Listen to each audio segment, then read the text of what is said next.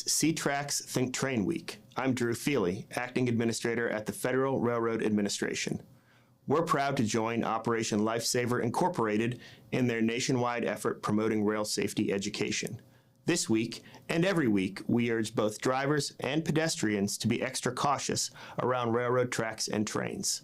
With over 140,000 miles of track and 200,000 railroad crossings across the United States, and more than 60% of railroad crossing incidents occurring at crossings with lights and/or gates, it's imperative to make safe choices around tracks and trains.